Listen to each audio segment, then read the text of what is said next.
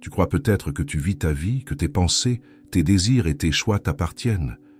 Mais Rumi te murmurerait autre chose. Il te dirait « Ton âme parle depuis toujours, mais ton esprit ne sait plus écouter. Ce n'est pas que la voix de ton âme soit silencieuse, c'est que ton mental fait trop de bruit. Et ce bruit, c'est celui des peurs, des attentes, des rôles que tu portes. Tu veux entendre ton âme supérieure? Alors tu devras désapprendre à écouter le monde. Parce que la voix de ton âme ne vient pas du bruit, mais du silence.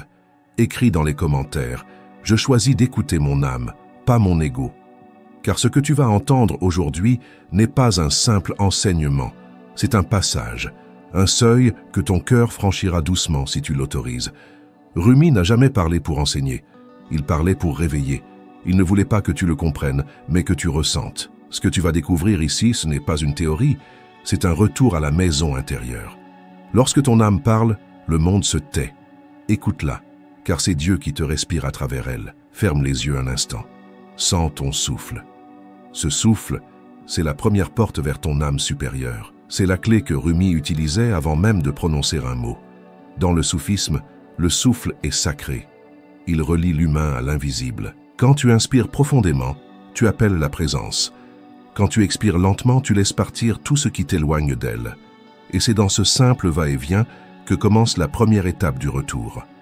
La première clé de Rumi est la respiration consciente. Non pas comme une technique, mais comme une offrande. Respire comme si chaque souffle était une prière silencieuse. Parce qu'en vérité, il l'est. La deuxième étape est le silence intérieur. Rumi disait « Ce que tu cherches est déjà en toi. Sois silencieux pour l'entendre. Le silence n'est pas l'absence de son. C'est la paix entre tes pensées. Tu ne peux pas entendre la voix de ton âme tant que ton mental bavarde comme un marché. Essaie maintenant de sentir l'espace entre deux pensées. Cet espace, c'est là qu'elle vit. Ton âme supérieure ne parle pas avec des mots, mais avec des sensations, des images, des intuitions. Si tu veux l'entendre, apprends à devenir un espace vide, réceptif, transparent. Ensuite vient la troisième étape, l'abandon du contrôle. Rumi répétait « Ne cherche pas la route, deviens la route ». Tant que tu veux diriger le chemin, tu restes dans l'ego.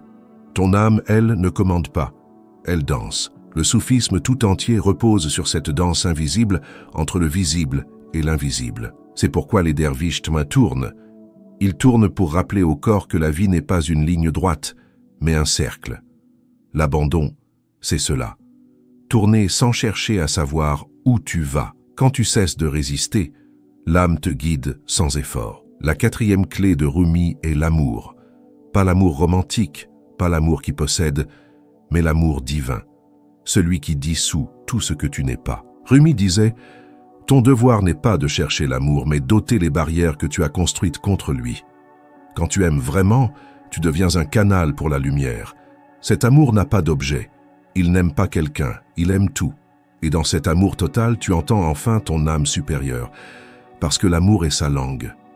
Maintenant, imagine-toi marchant dans un jardin silencieux. Le vent effleure ton visage. L'air est léger.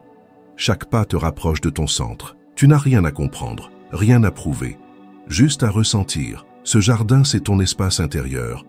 Rumi l'appelait le jardin du cœur. Chaque fleur qui y pousse est une qualité divine. La patience, la gratitude, la douceur, la confiance. Arrose-les chaque jour par ta présence.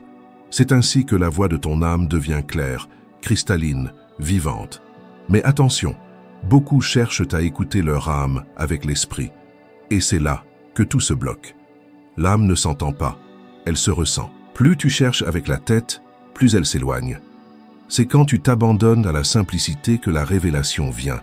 Rumi disait « Lorsque je me suis tu, j'ai entendu chanter le monde. Entendre ton âme, c'est devenir ce chant. » Si tu veux recevoir ces insights, ces messages subtils, commence par purifier ton intention. Ne cherche pas à obtenir une réponse précise. Demande simplement « Montre-moi ce que je dois comprendre » et reste ouvert. Parfois, la réponse viendra par un mot, une synchronicité, une émotion, une coïncidence si parfaite qu'elle ne peut venir que de ton âme. Dans la voie soufie, écouter son âme supérieure, c'est entrer dans le zikr, le souvenir du divin. C'est se souvenir de qui parle vraiment à travers toi. C'est réaliser que ton âme n'est pas séparée de Dieu, mais une étincelle de sa lumière. Et plus tu l'écoutes, plus tu redeviens cette lumière. Et si ce que tu appelais intuition était en réalité ton âme supérieure te parlant? Et si chaque hésitation, chaque élan, chaque émotion fine était déjà un message? Rumi disait que le divin murmure dans la langue du cœur, pas dans celle du mental. Alors demande-toi, quand ai-je réellement écouté mon cœur sans peur? Le 5e pas de ce voyage, c'est la transformation par la présence. Être présent, c'est être vivant dans l'instant, totalement conscient de ce que tu ressens. C'est dans cette présence que ton âme t'enseigne. Elle te montre comment transformer la douleur en clarté, la confusion en lumière, le vide en plénitude. Chaque fois que tu es pleinement présent, tu fais l'expérience de Dieu ici, maintenant. Et pourtant, l'ego résiste. Il veut comprendre, analyser, contrôler. Mais ton âme supérieure t'invite à goûter le mystère. Le soufisme ne cherche pas à expliquer Dieu, il cherche à le vivre. Rumi n'a pas trouvé la vérité, il est devenu la vérité. C'est ce que ton âme te demande, pas de comprendre mais de être. Tu crois que pour entendre ton âme, tu dois t'élever, atteindre un état mystique, devenir plus spirituel. Et pourtant, Rumi t'inviterait à faire l'inverse. Descends. Descends dans ton corps, dans ton souffle, dans ta vulnérabilité. L'âme supérieure ne vit pas dans le ciel.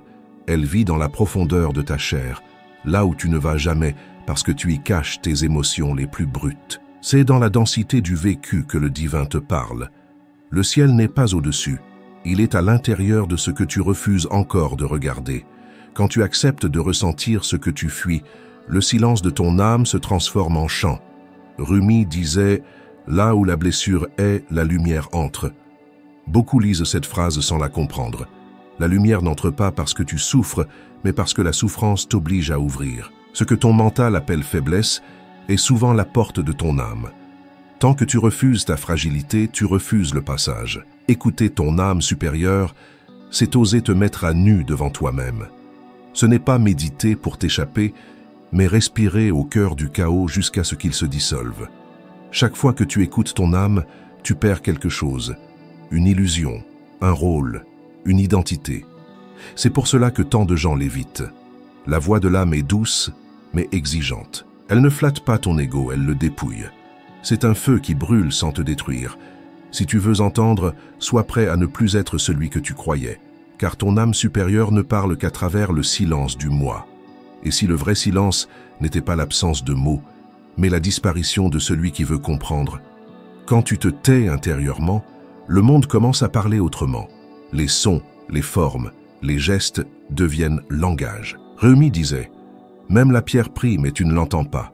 Tout prie, tout chante, tout enseigne, mais seul celui qui a désappris à juger peut écouter. » Le soufisme enseigne que l'âme supérieure est un miroir. Quand ton cœur est pur, il reflète Dieu. Quand il est troublé, il ne reflète que ton ombre. Le travail n'est donc pas d'écouter plus fort, mais de polir le miroir. Et comment le polir? Par la sincérité, pas la perfection, pas la piété, mais une honnêteté brûlante. Dis-toi la vérité, même quand elle dérange. C'est cette vérité nue qui nettoie le cœur et permet à la voix intérieure de devenir limpide. Rumi ne cherchait pas à prouver Dieu. Il l'aimait jusqu'à s'oublier. Il ne méditait pas pour atteindre un état, mais pour se dissoudre dans la présence. C'est pourquoi il riait au milieu de la douleur, dansait au cœur du désert, chantait dans le silence. Son secret était simple, il ne séparait rien. Ce que tu appelles ombre et lumière, il les voyait comme un seul et même souffle divin, et c'est cette union intérieure qui ouvre la porte de l'âme supérieure.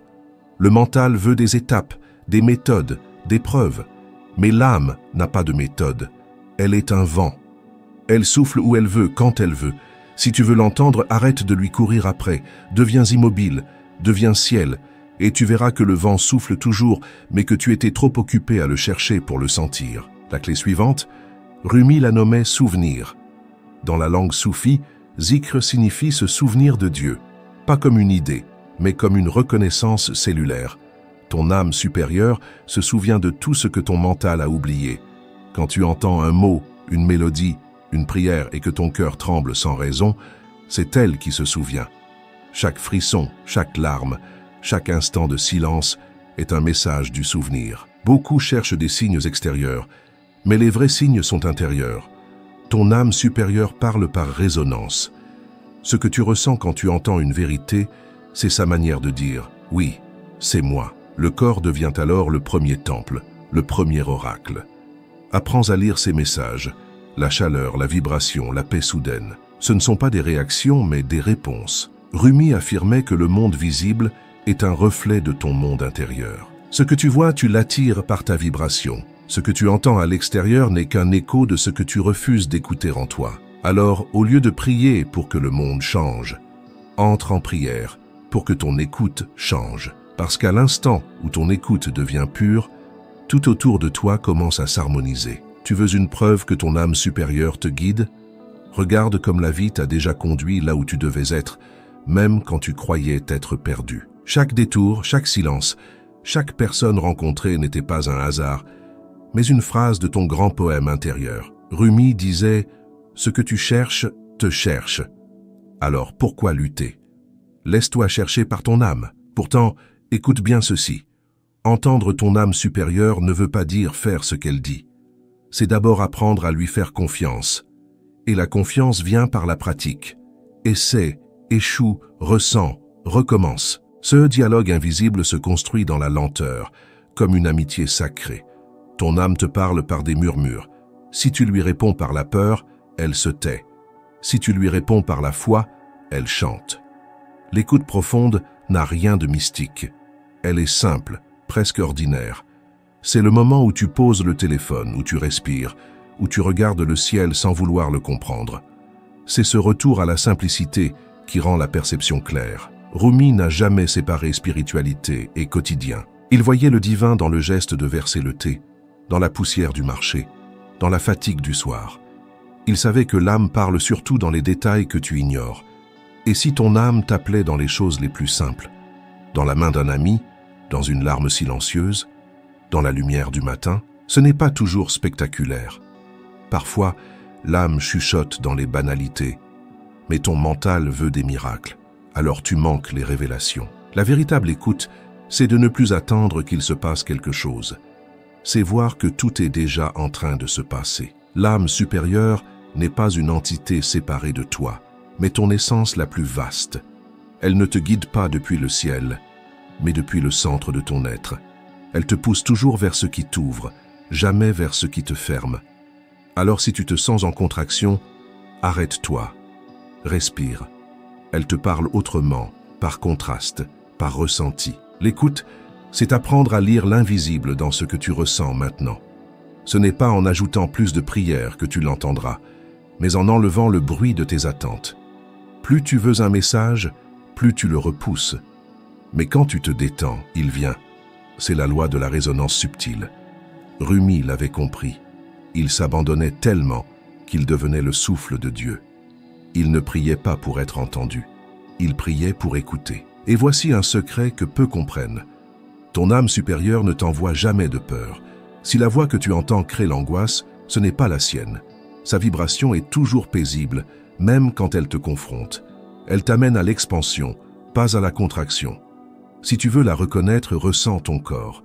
La vérité détend, le mensonge contracte. Ce simple discernement est l'un des plus puissants enseignements de Rumi. L'écoute véritable ne demande pas de temps, elle demande de présence. Tu peux l'entendre en marchant, en respirant, en cuisinant, en aimant. L'âme n'a pas besoin de silence extérieur, mais d'espace intérieur. Ce que tu appelles méditation n'est qu'un retour à cet espace. Rumi disait « Sois l'océan, pas la vague ». Entendre ton âme, c'est devenir océan. Vaste, tranquille, sans résistance. Et si le vrai apprentissage n'était pas d'entendre plus, mais d'oublier ce que tu crois savoir sur l'écoute, Rumi t'aurait dit « Ce n'est pas toi qui écoutes, c'est Dieu qui s'écoute à travers toi. Quand tu essaies d'écouter ton âme, tu la perds, parce que tu la cherches comme quelque chose d'extérieur. Mais quand tu cesses de vouloir entendre, elle te parle naturellement. Elle est la respiration entre deux pensées, la chaleur qui monte sans raison, le frisson doux qui traverse ton dos quand la vérité passe. Elle ne parle jamais en mots, mais en résonance. Tu veux l'entendre? Alors arrête de chercher des sons. Commence à écouter ce qui n'a pas de voix. Rumi disait que l'âme supérieure ne t'offre pas des réponses, mais des directions. C'est subtil. Ton mental veut une carte, ton âme t'envoie un souffle. Elle te guide par attirance, pas par logique. Si tu veux la suivre, tu devras apprendre à sentir, pas à comprendre. Elle te conduira toujours vers ce qui t'élargit, même si cela te semble incertain. Et c'est dans cette incertitude que naît la foi véritable. Pas celle que tu récites, mais celle que tu vis. La foi est le langage de l'âme. Là où le mental veut des certitudes, l'âme veut la confiance. Dans le soufisme, on dit que le cœur a deux oreilles, une qui écoute le monde et une qui écoute Dieu. La plupart des gens n'utilisent que la première. Mais lorsque tu t'immobilises, lorsque tu poses enfin ton attention dans le silence, la deuxième oreille s'ouvre. Ce n'est pas toi qui décides quand, c'est la grâce qui choisit. Ce moment est toujours imprévisible, comme un vent doux qui se lève sans prévenir. Il t'effleure, te traverse, puis te laisse différent, sans que tu saches pourquoi. C'est cela, la voix de ton âme supérieure, une caresse qui bouleverse tout, sans bruit. Comment? I drank the silence of my soul. If your heart felt something ancient awaken inside. Tu vois, l'âme ne parle jamais avec des mots, mais avec des frissons silencieux. Chaque fois que tu respires consciemment, elle dépose une plume dans ton cœur. Elle t'enseigne sans phrase, sans bruit, comme une lune qui éclaire sans parler. Ce que tu cherches, ce n'est pas d'entendre, c'est de te souvenir. Se souvenir de cette lumière douce qui précède toutes les peurs, de ce parfum intérieur que rien ne peut détruire. Là, dans ce calme, ton ego s'incline et ton être se redresse. Et si tu prêtes attention maintenant, tu sentiras que tout le désert de ton âme commence à fleurir. Ce vide que tu fuyais était un jardin qui attendait ton regard.